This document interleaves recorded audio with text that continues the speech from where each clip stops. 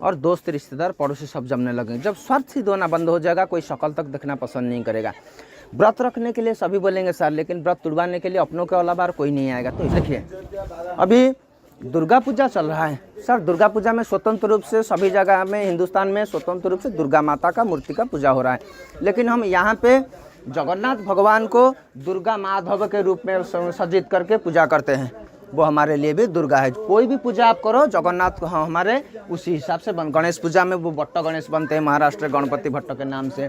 दुर्गा पूजा में दुर्गा माधव बनते, इसी हिसाब से जगन्नाथ संस्कृति, ओडिशा संस्कृति, सनातन धर्म में जगन्नाथ संस्कृति भी कहा जाता है इसी हिसाब से। तो सर कारीगरी देखिए, 800 साल पहले आपका खाली छेनी और हथौड़ी था, उसमें देखिए कितना डिटेल्स कारीगरी सर। और वर्तमान 6 महीने पहले ये लगाया गया है पत्थर, नया पत्थर राजस्थान से लाके लाल पत्थर। वर्तमान समय में लेजर स्कैनिंग मशीन, अत्याधुनिक सूक्ष्म यंत्रपाति आने के बावजूद भी पुराने छेनी हथौड़ी में जो कारीगरी था उसके साथ बिल्कुल भी मैच नहीं कर रहा है। इसी हिसाब से ये आप देख सकते हो पुराना फेमस है या नया फेमस है। एक अग्नि चिकित्सा आप देख सकते हो कि माँ पैर फैला के ऐसे खड़ा है।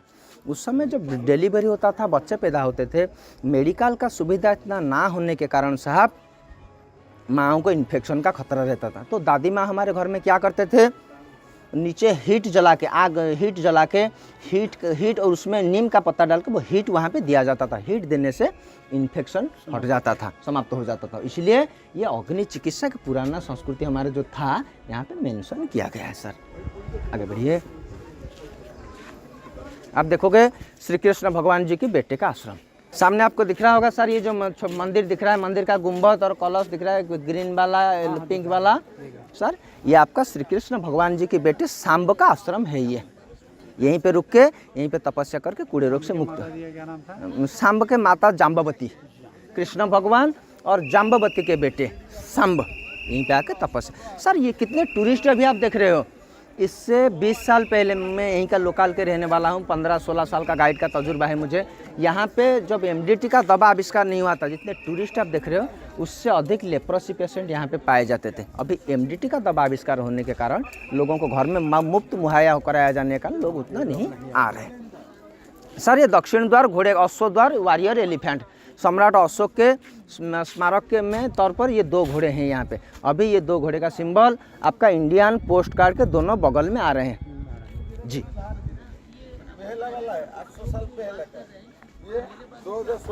ये भी 1903 में बंद कर दिया गया था सर, समान तीनों। और ये जो पीछे वाला मंदिर है मेन टेम्पल आपका ही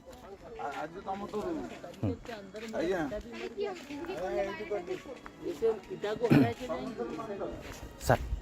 ये जो था आपका ये मेन टेम्पल सूर्य भगवान का गर्भगृह मैंने बताया जिस प्रकार। हाँ जैसे कि मैंने बताया 3 मंदिर आता है, डांसिंग हॉल, प्रेयर हॉल, गर्भगृह। डांसिंग हॉल देवदासी के लिए, प्रेयर हॉल भक्तों के लिए, गर्भगृह देवी देवता के लिए। तो ये प्रेयर हॉल के बाद ये जो पीछे वाला मंदिर टूटा हुआ है ये था 227 फीट। पुर्तगाली और मुगलों के द्वारा 1627-28 के भी मध्य भाग में जब मंदिर के ऊपर हमला हुआ, तोड़ दिया गया, तो ये मंदिर 227 फीट से टूट कर भी 90 फीट बचा हुआ है। आप देख सकते हो सर। देखिए मंदिर कौन राजा बनाए थे, वो कैसे दिखते थे।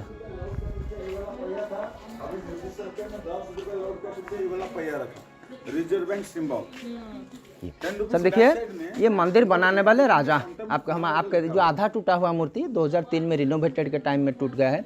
आपके दाएं तरफ है मंदिर बनाने वाले राजा नरसिंह देव प्रथम। पूरी जगन्नाथ मंदिर जो राजा बनाए थे उनके बेटे, और इन्हीं के माँ यहीं पे 12 साल सूर्यनारायण व्रत रख के साथ इनको बेटे के रूप में प्राप्त किए थे। तो ये थे मंदिर बनाने वाले राजा नरसिंह देव प्रथम, और उनके बगल में खड़े उनके पत्नी भानुमती देवी। सर आपके सामने ये जो पहिया है, ये पहिया को ये 6ठे नंबर में आते हैं 24 में से। ये पहिया आपका पुराना 20 रुपये के नोट के पीछे आता था, वर्तमान अभी नया 10 रुपये के नोट के पीछे आ रहा है। जो मोदी जी हमारे डेलीगेट से रिसीव कर रहे हैं G20 में, इसी पहिए के सामने। क्यों? प्रत्येक पहिए में एक देवी माता बैठे हुए हैं। भारतवर्ष में नारी जाति को, माँओं को सर्वश्रेष्ठ स्थान, ऊंचा स्थान दिया गया है। नारी सहनशीलता का और प्रत्येक वस्तु का आधार का प्रतीक होने के कारण ये यहाँ पे प्रत्येक एक्सिल में एक देवी माता 8 और सेंटर एक्सिल में एक देवी माता कमला माता बैठे 9 नवदुर्गा का प्रतीक, माँओं का प्रतीक होने के कारण ये पहिया 10 रुपये के नोट के पीछे और 20 के पीछे भी आता था। सर अभी हमारे सामने जो है तीन सूर्य भगवान की मूर्ति हम दर्शन करेंगे, एक दक्षिण की तरफ, एक पश्चिम की तरफ, एक उत्तर की तरफ, पूर्व की तरफ। ये तो स्वयं सूर्य भगवान है ही। सर ऋग्वेद में है उदय त्वं ब्रह्मा, 6 से 12 बजे तक ये ब्रह्मा के रूप में रहते हैं, खिला हुआ चेहरा इनका बालक रूप में। मध्याह्ने त्वं महेश्वरम, 12 से 3 बजे तक वो पश्चिम के तरफ रहते हैं, वो भगवान शंकर का प्रतीक। अस्तकाल स्वयं विष्णु, 3 से 6 उत्तर की तरफ उनका मोमेंटम रहती है और वो भगवान विष्णु के रूप में रहते हैं, वृद्ध रूप। तो सर ये तीनों मूर्ति से क्या सीखने को मिलेगी? सर खिला हुआ चेहरा बालक सूर्य सुबह का, मतलब दिन की शुरुआत आप मुस्कुराहट से स्टार्ट करो, पूरा दिन अच्छा जाएगा आपका। मध्याह्न सूर्य जो पश्चिम की तरफ मुँह है, गंभीर भाव में है, जबान रूप भगवान शंकर का रूप सूर्य भगवान का, मतलब दोपहर का समय काम का समय होती है, तो उस समय अपने काम में गंभीरता पूर्वक फोकस करो, आपका फ्यूचर ब्राइट रहेगा। संध्या समय का जो सूर्य भगवान है वो इस प्रकार टायर्ड फेस में है, उत्तर की तरफ। उससे उनसे क्या सीखने को मिलेगी? संध्या समय जब काम से लौटोगे आप समीक्षा करो क्या करना चाहिए था, क्या नहीं करना चाहिए था। तो इसी हिसाब से 3 सूर्य भगवान की मूर्ति से हमें 3 चीज़ सीखने को मिलती है। सर आइए, मैंने जिस प्रकार बताया था प्रत्येक पत्थर के भीतर 30% आयरन है जो मैग्नेटिकल इफेक्ट क्रिएट करते हैं। वो कहाँ पे? यहीं पे देखिए।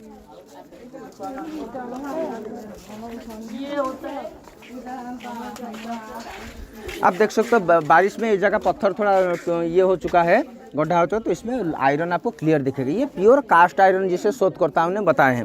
तो सर ये लोहे का खासियत क्या है? जितनी धूप इसके ऊपर गिरेगा ये गर्म नहीं होगा और एक्सपांड भी नहीं होती। हमारे घर के छत के ऊपर जो लोहा इस्तेमाल होते हैं जो गर्म होता है, वो गर्म होने के कारण वो एक्सपांड होता है, लेकिन ये लोहा जितना भी धूप गिरेगा ये गर्म नहीं होते। पत्थर देखिए कितना हीट लग रहा है आपको, लोहा देखिए उसके मुकाबले। आप खुद सर परीक्षा करिए, नहीं इसी हिसाब से सर।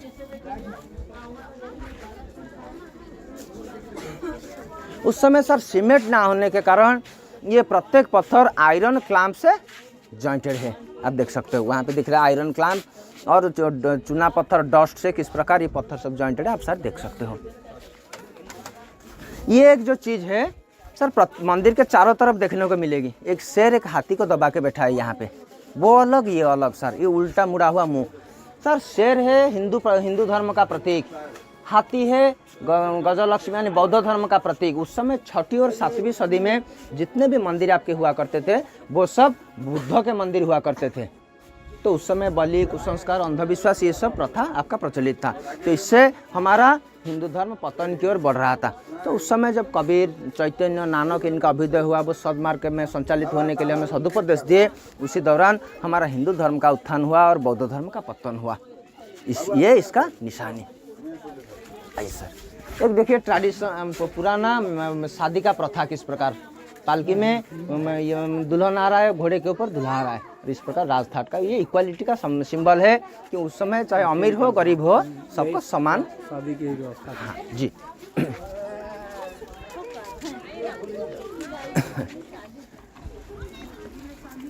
सर सामने आपका सूर्य भगवान का 2 पत्नी के मंदिर मिलेंगे, छाया और माया।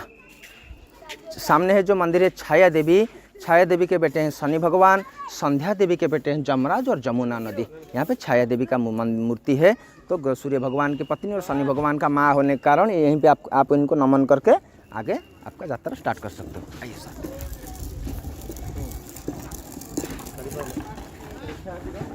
सर यहाँ पे नमकीन हवा, समंदर के किनारे होने के कारण नमकीन हवा लगने से ये पत्थर थोड़ा काला पड़ जाता है। पत्थर का मॉलिक्यूल्स जो होते हैं धीरे धीरे गिरने लगता है।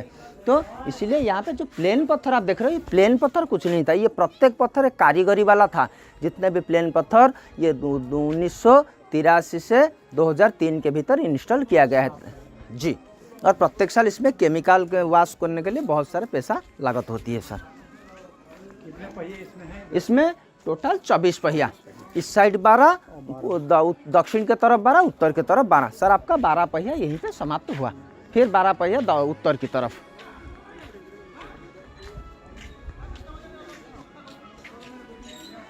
सास बहू के उपदेश।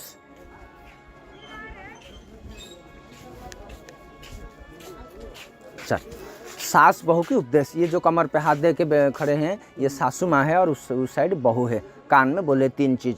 बेटा यहाँ पे किसी की कहा सुनी बातों पे तुरंत अंधेतर पर यकीन मत करना। सर क्यों? क्योंकि जब तक तुमसे दूसरों का स्वार्थ सिद्ध हो रहा सभी आपके पास आएंगे।